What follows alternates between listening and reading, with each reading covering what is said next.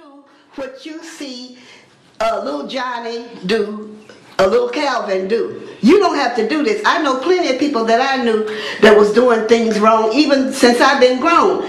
Did I get out there and do it? No, because I know better. Everybody has a choice. That's including Montreal and everybody else. You and everybody else. We have a choice. Because you don't have to do what the next person do. I'm like me. I am my own model. And a lot of people talking about these basketball players and these movie stars, they try to portray these people as role models. They are not no role model. I am the role model in my house. That's what you should do. Stand up, mother and father, and be the role model in your house.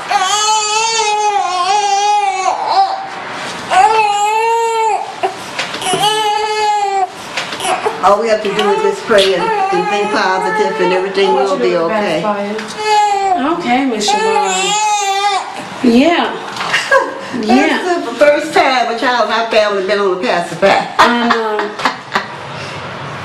So hopefully we'll be back home soon. This area's too bad out here. And no more than this train. God, I get up out of this train.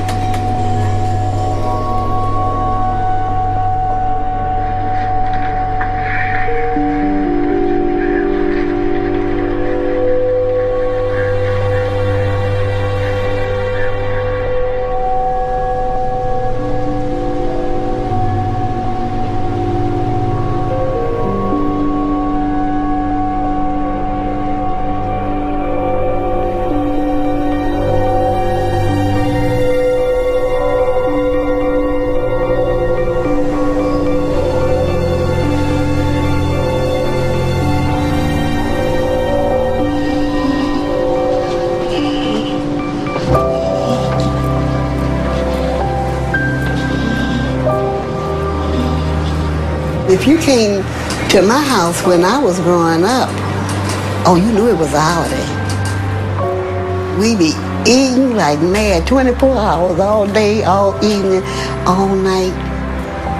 You could smell the nuts, the cakes, the pies.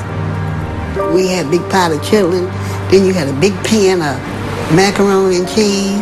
And then you had a big bowl of potato salad. Then you had a shrimp salad. And you had fried peach pies. You had the sweet potato pies, custard pies, and great big pot of greens, great big pot of string beans, salt pork going all through these baked beans and strips of bacon on the top. You ever had grits and chicken? Well, see, that's what my grandmother would do sometimes just for breakfast. We always had food. My house is my life, the memories and the things that I used to do there and the cooking, and it's nothing like having something of your own. You don't have to worry about nobody running over your head, and you keep your house clean in your backyard, and you can always go out there to cook and enjoy yourself. We were all, might as well say, raised up in that house. The house was my grandparents' house. He was born there. Letitia in Montreal was born there. Even though it is in the shambles, I feel like I'm at home. And I always go over there to clean up and sweep up. I can't wait to get back over there. When I go over there, I hate to come back this way. Hyde Park offers so much that the other areas to me don't offer.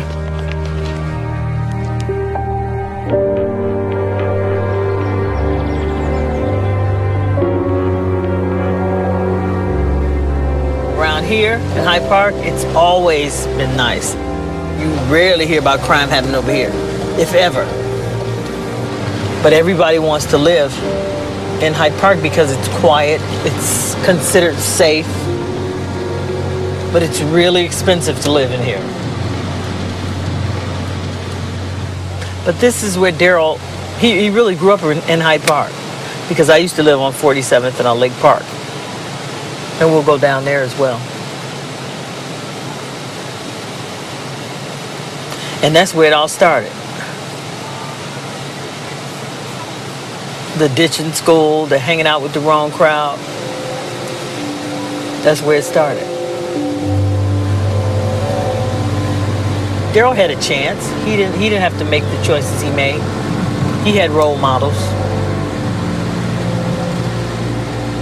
Here's Hyde Park Academy. That's where he went to high school. It would have been a totally different ball game had I had my act together. I fell prey to the streets. And obviously, you know, he did too. Things like this. Where?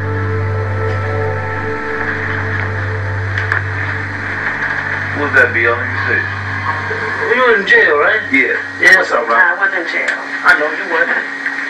You want some hard, don't you? Yeah, it's fine, boy. How many you want? Well, I want one. Give me one of them squares, son. Oh, I had candy bar. You bought some down? What's that? You know what I mean? Make them bust down. Fuck you, man. You got your missile with you? Yeah, bro. Yeah. Fuck you, man. Do that shit, right, man? Right. No problem, man. What's enough here? See now?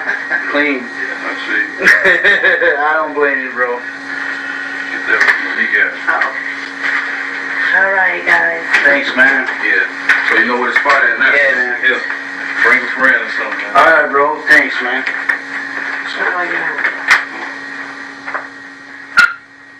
It was interesting and I guess disturbing at the same time what the customer base was. And there were people from all walks of life. People who looked like they just got enough work at 5:30 and stopped at the drug house to get their heroin fix. People who clearly were well on their way to becoming heroin addicts. Young people, teenagers, people from all walks of life. You'd see the soccer moms showing up in the minivan getting dope. You'd see, you know, the hardcore drug addicts. You'd see black, white, male, female, young, old, anything. It was just all over the place. Let's see, bro. 360.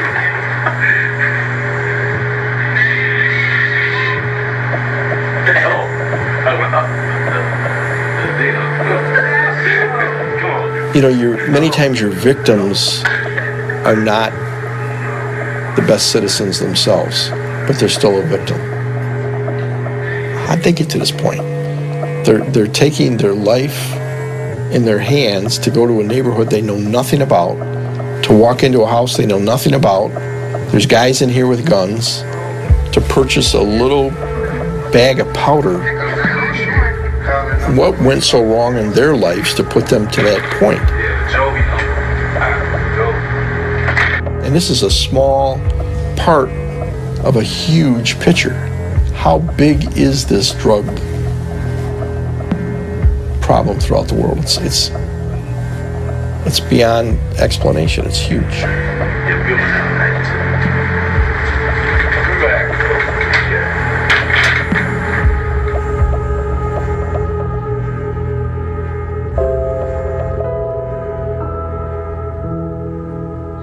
The life I had, the hard part, I made it hard. I had an easy life. I had my parents did the best they could with what they had. I have wonderful, loving parents. And although my home was semi-dysfunctional, my parents did everything in their power to make sure I didn't use drugs. Had I not used, would he not have sold drugs? I can't say that for sure. He had a huge influence from his father, and he wanted to be just like Daddy. And Daddy was a dope dealer. He had no respect for me. I was addicted to cocaine. He had no respect for me. But his father, on the other hand, that's who he respected.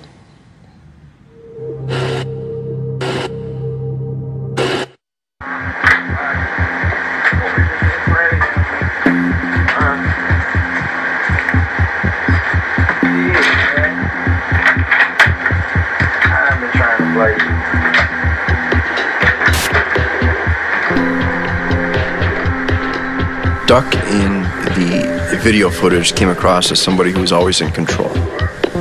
When he walked in, anybody who was in the house sort of perked up, and Duck was there for one reason, which was to deliver drugs and to pick up the money, most importantly. You want to go today? Duck was in charge, and nobody else knew who Duck knew. Duck had the contacts in Chicago. When he made a transaction in Chicago, no one was allowed to be with him during that transaction. They'd have to wait in the car. He kept that confidential. You know, that was his ace in the hole with these guys, because he knew one of them would go out and try to make a contact with them otherwise.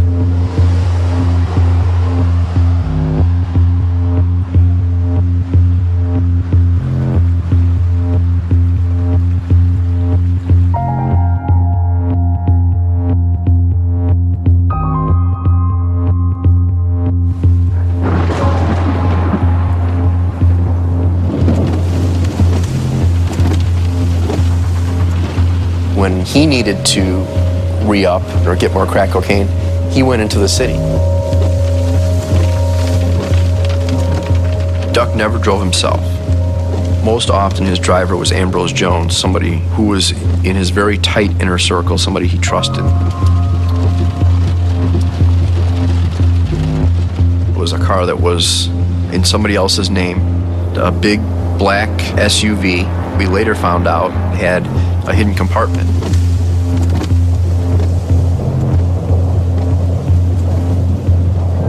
But he went in and picked it up, brought it back to Rockford, where he mixed it and stored it at his girlfriend's house, away from where he slept or did his business.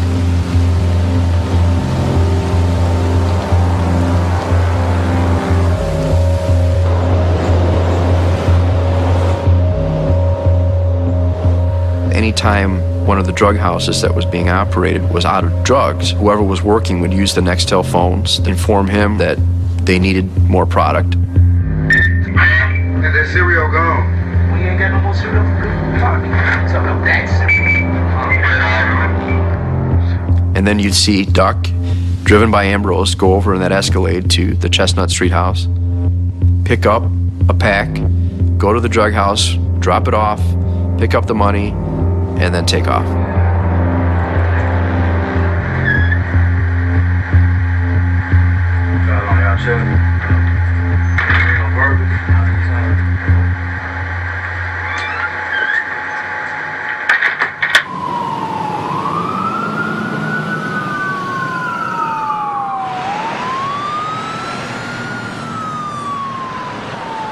It ain't safe around here. It be shooting, fights, all type of stuff. That's how I know it's bad. There's a gunshot bullet right here. That's how much they shoot over here. We was sitting on my couch and all we heard was gunshots. I had to jump on the floor like, oh my God. They is shooting. Glad my kids wasn't here. Boys just get to fight for no reason. And I knew I'm like, I feel ever since I got shot, I just feel like I'm so terrified of guns. I feel like I know when they gonna get drawn. I just jumped in my car like, girl, I'm finna go. Something finna happen. As soon as I said that.